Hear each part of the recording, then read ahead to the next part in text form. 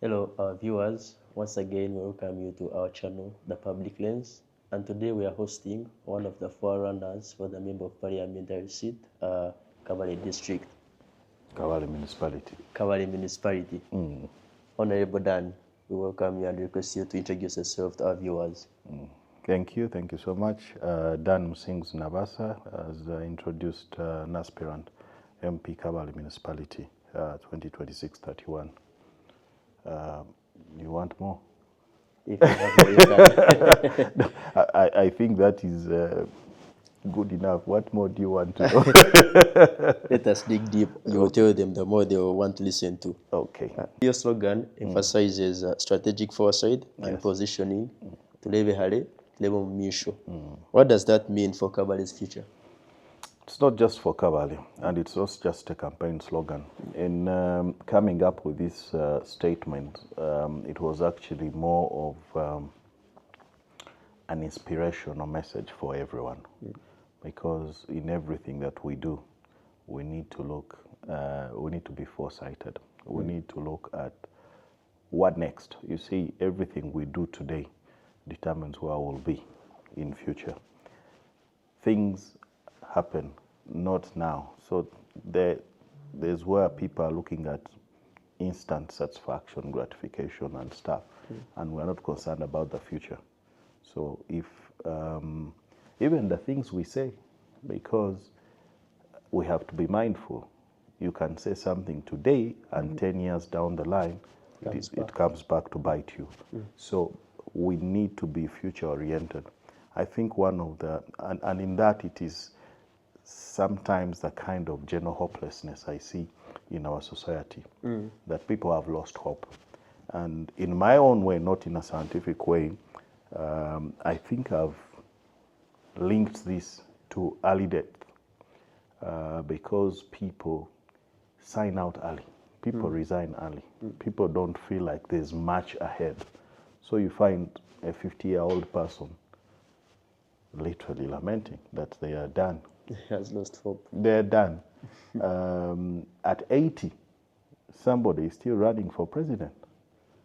And that's where we should get the inspiration from. So if you listen to people like President Museveni, from childhood, the man is focused. Are we surprised that at 80 he's still going? You know, so it is because he had that foresight. The desire to live, the desire to achieve and accomplish certain things is so strong that even other things are going to be scared of coming to you. So it's about being purposeful. It's about being heavily invested in the future. You have an interesting background as a lawyer, entrepreneur, economist. Has that helped in shaping your future as a leader? That's part of the future I'm trying to shape, because I believe already I am reaping a lot from that combination of formal skill sets. But I still believe there's more to do. And the assignments ahead will require that kind of broad knowledge and experience. So I live what I'm preaching. So that slogan is not just something for this campaign. It is something that I live for, that I try to do, because I believe that I am yet to see the best of me. We are yet to see the best of our Uganda. We are yet to see the best of Kabale. Our dear viewers, Honorable Dan is one of the few Member of Parliament who has gone down to write for us a manifesto, which we can link up to on Nabaasa2026.com. Digging into your manifesto, you hint about iron ore and oil discovery in Uganda. Yes. What opportunities do we Kabalians have from the oil discovery and iron ore mining in Uganda? Now, oil is one of the many things. If you'll notice that more like a preamble to my manifesto, it refers to a lot of things happening within and without the country. So within Uganda and just the region, and maybe global, there are many exciting things that are happening. Oil is one of them. And oil it's a resource for the whole country.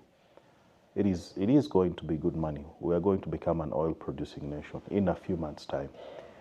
Question is, when this money comes in, when all these things are happening, as Kabale people, for example, if we must be specific, where are you going to be in all this? Because there are certain skill sets that are needed for you to be able to be employed. It's a new industry. Yes. There are many opportunities that are going to arise. How prepared are you to tap into these opportunities? Because things will happen as you watch. Yes. There's one example I've given several times of how we are likely to end up with Mexicans doing welding in Uganda. Now, we've known we have oil for many years. The process has been on. From the 80s, people were trained, scientists and everything. But probably, I don't know if we forgot about these other required skills, but we still have time. So can we have people go train in welding? I do logistics.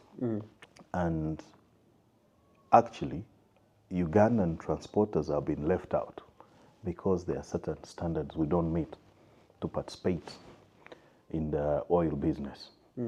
They have very high standards. They require too many things. The insurance, they need policies, health and safety, etc. for their workers. So even if you have trucks, but you do not have these things, which is the case, we have people, which is the good business to do, transport. Download 20 trucks, but you don't have certain things in place. You will not participate in that oil industry business. So how do we prepare for those things? The regional integration that is happening. We've been a small market as Uganda, maybe about 45, 47 million as of today. But now, if you talk about 8 countries, we are talking of maybe about 300. There are still a few issues with free movement of labor, goods and services, but progressively we see this changing. So as people, again, if I may come back to Kabale, as people who are just a few kilometers to 2 borders of member states, Yes. what do we have to take there? So we'll soon be seeing maybe Kenyans driving here, going to Rwanda, Kabale, going to Congo, because we have nothing to offer. And remain static. And we remain static. So that is an issue. So for Kabale to meet these standards, Yeah. what infrastructure developments do you think Kabale should hit? Well, before you go to infrastructure, I think we need to first go to the mindset change. Our people are not inspired enough. I think we've not done a good job to inspire people to dream big. That's why I came up with this slogan, Turebo Misho, Turebe Hari. Because I'm trying to tell our people, you know what, forget it. We've been Kabale people for a very long time, yes. But then what? So I think we need to first deal with the mindset issues. Can we start dreaming big? Can we start dreaming beyond the hills that surround Kabale? So once we break that mental blockage, then we're able to tap into other opportunities. Then we come back. So there's the hard infrastructure probably and the soft infrastructure. So for the soft infrastructure, I think that is our starting point. And one of the other things we have is that we have, if you go back to my manifesto, education is actually number 1. Yes. So we could easily become an education hub because we have many training centers of higher learning. We have 4 universities in this small town. We have maybe about 6, 7 colleges and other many high school. Those ones are very many. Then we have a few technical schools. So we can build on that. How can we use the opportunities we have? How can we make sure that many of our people are able to access this elusive training and education? When I was joining university in the late 90s, there was no university in Kabale. You had to. You You, even you knew had to it go to was Makerere. Makerere. You're in Makerere or you're not anywhere. So now, fine, it's still high, relatively high. But the fact that you can train from closer to home, it's slightly cheaper. We see our universities making progress. So how do we improve our institutions to make them bigger, to accommodate as many people as we can? How can we make the training in these institutions relevant? There are courses that are still being offered and people are rushing into, but they are not relevant for our job market. Yes. So those are the issues we need to be dealing with. We need people who can use their hands more than these so-called office air-conditioned Collar jobs. white-collar jobs. So how do we encourage our people? And especially, now there's this degrees in thing, that's what I call it, that, oh, my child has a degree. But a degree in what? And then after getting that degree, what are they going to do? Yes. So you have that. And then you have the hard infrastructure that we also need. That's where, like, the iron ore factory comes in. That would be a game changer for Kabale and Kigeza as a whole. I think there's not much clarity on how we progress the extraction of this mineral that we have. Gifted. I've been walking around, and even in our hills here in the municipality, forget about Moko where the huge deposits are, but all these hills are sitting on this iron ore. So how do we progress that? There was a protracted action to train people for oil and gas industry. Do we need the same for Kabale? Maybe. I think so. So we need something. Not, you see, the president was here, he said, I'll give you a factory, yes, but now a factory, who is going to work in that factory? Going to run it. What do our people have the required skills? And how do we benefit? It is one thing to have a factory, yes, but then all people can do is casual work. Yeah, casual labor. Yeah. So maybe something like that. And then the other things. We ideally have in our DNA, by virtue of where we are born, our physique and everything, there are things we should be good at, like in the sports area. I want to believe that we should be having boxers here. Heavyweight, by the way. Heavyweight. We slightly elevated, high altitude. So why don't we have runners like Northerners, like Eastern Uganda and all those things? So, but the facilities are not there. They are wanting.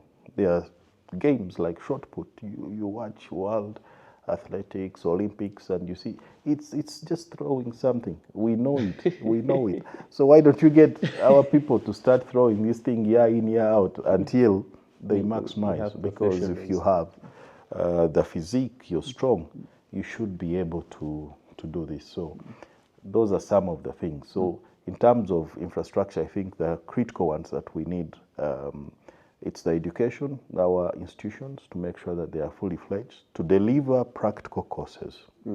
And you have things like sports facilities, and of course, the health facilities would also be needed.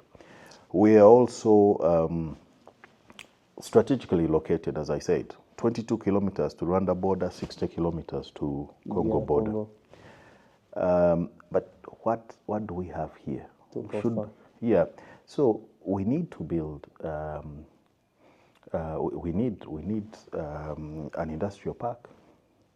We need factories. We need warehouses. We need all these things. So that is how we can tap into this market.